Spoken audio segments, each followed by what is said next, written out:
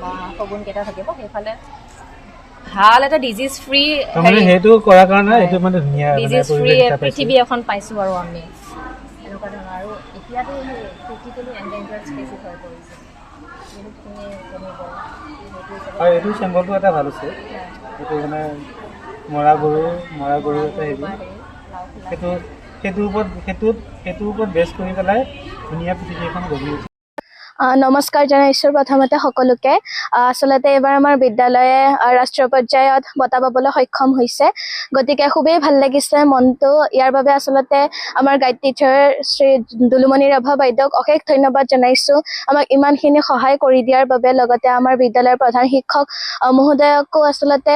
অশেষ ধন্যবাদ জনাইছোঁ এই 4 মাহ ধৰি আমাৰ লগত বহুতখিনি আচলতে লাগি আছে ইমানখিনি সহায় সহযোগিতা কৰি আছে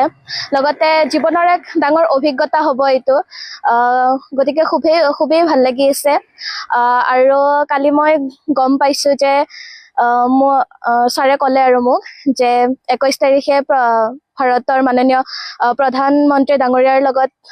ইণ্টাৰেক্ট কৰিবলৈ সুবিধা পাম গতিকে তাৰ বাবেও মনটো খুবেই ভাল লাগি আছে এইটো এক ডাঙৰ অভিজ্ঞতা হ'ব মোৰ জীৱনৰ গতিকে হয় আমাৰ মানে খুব গৌৰৱৰ বিষয় আমাৰ উত্তৰ গুৱাহাটী ছোৱালী হাইস্কুলে যোৱা বৰ্ষতো 2টা পুৰস্কাৰ পাবলৈ সক্ষম হ'ল ৰাষ্ট্ৰীয় পৰ্যায়ত আৰু এইবাৰো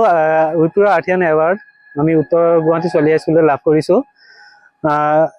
আমি এনেকৈ প্ৰতি বছৰে পাম বুলি মই আশাবাদী আৰু আমাৰ ছাত্ৰীসকলে আচলতে প্ৰজেক্ট বুলিয়ে নহয় গোটেই বছৰটোৱেই এনেকৈ মানে যিকোনো এটা বিষয়ক লৈ পেলাই তেওঁলোকে ষ্টাডি কৰি থাকে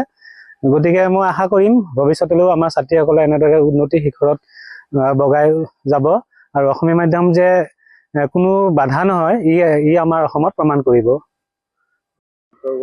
দুখনকৈ বিদ্যালয় দুইখনে অসমীয়া মাধ্যমৰ হয় কি বঁটা আছে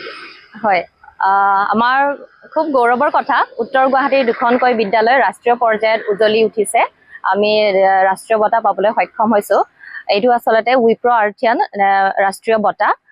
আৰু এই বঁটা আমাৰ অৰ্গেনাইজ কৰিছে আমাৰ অসমৰে আৰণ্যক আৰু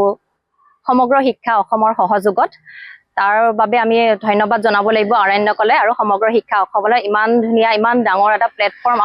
আমাৰ ল'ৰা ছোৱালীক সুবিধা দিছে ৰাষ্ট্ৰীয় পৰ্যায়লৈ যাবলৈ সুবিধা দিছে আৰু লগতে যিমান পৰিৱেশ হওক জৈৱ বৈচিত্ৰ্য হওক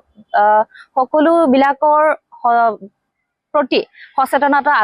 বঢ়াবলৈ আমি সুবিধা পাইছোঁ ল'ৰা ছোৱালীক আৰু খুব আনন্দিত খুব ভাল লাগিছে আমি জৈৱ বৈচিত্ৰ্যৰ ওপৰত কাম কৰিছিলোঁ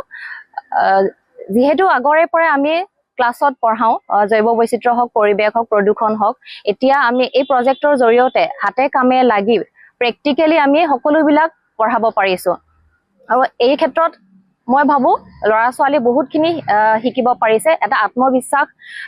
গঢ়ি তুলিছে যে অসমীয়া মিডিয়ামত পঢ়িও আমি